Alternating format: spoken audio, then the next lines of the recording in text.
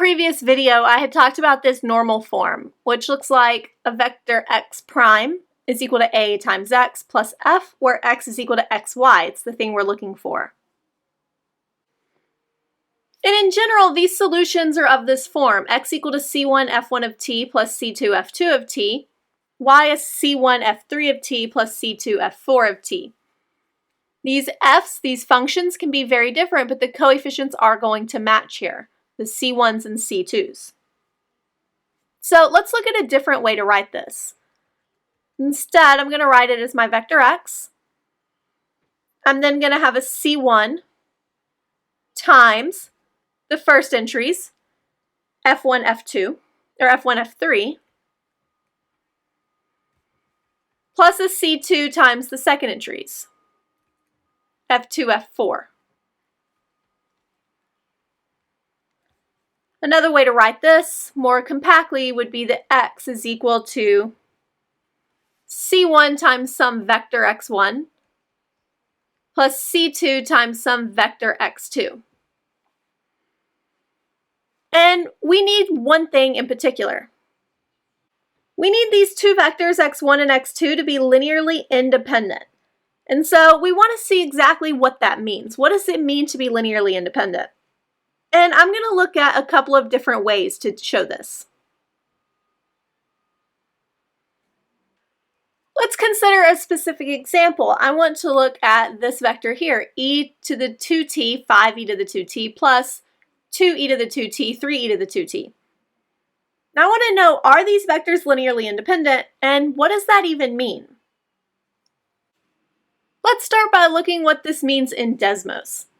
Here I have my two vectors, the first one in red, the second one in blue, and I can see that I have these two lines over here.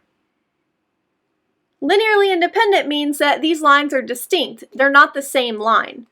So that's the first way we're going to consider it, is if you can actually graph these two, the graphs of them should be different. While that can be a helpful visual, it might be hard to actually graph these or know what the graphs look like. So let's look at another way to do it. The Wronskian is a determinant made up of these vectors. So I can take the determinant. My first column will be e to the 2t, 5e to the 2t from my first vector. The second column, 2e to the 2t and 3e to the 2t. And I want to take this determinant. I multiply this way. That would give me 3e to the 4t, since multiplying adds exponents, minus multiplying this way. 5 times 2 is 10, and once again adding the exponents gives me e to the 4t. So this determinant is negative 7e to the 4t. So now my question should be, what does this tell me about linearly independent? The idea is, if there's a value of t where this Wronskian is not 0, then these are linearly independent. We can see that no matter what value of t you stick in here, this number is never going to be 0, since e to a power can never be 0. So that would tell us that these are linearly independent, just like the graph showed. Let's look at another one. Let's look at these two vectors, e to the 2t, 2e to the 2t, and then the second one, 2e to the 2t, 4e to the 2t. And in this case, I went ahead and factored out the common factors that they had. The first one becomes e to the 2t times the vector 1, 2. The second one, 2e to the 2t times the vector 1, 2. And these are going to be linearly dependent because the directions are the same. These vectors right here are the same. And since they're the same, that means it's going to be linearly dependent. But let's look at our Wronskian to verify this.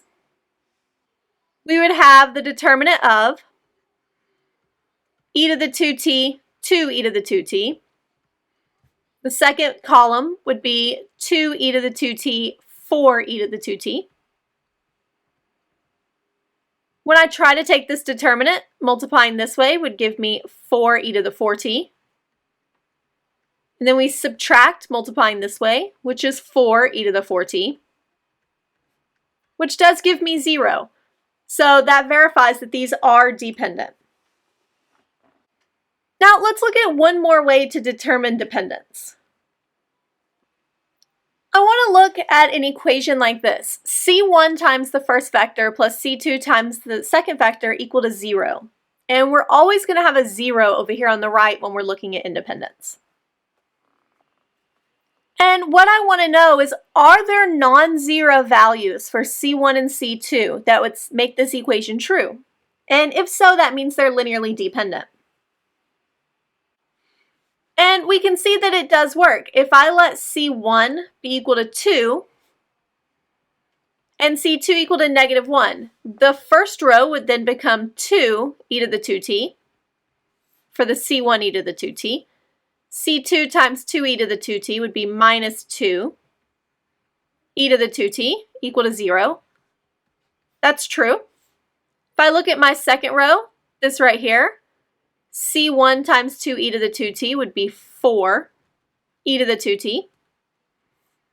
C2 times 4 e to the 2t would be -4 e to the 2t, and this should be equal to 0, and that's true. So this is another way to denote linearly dependent.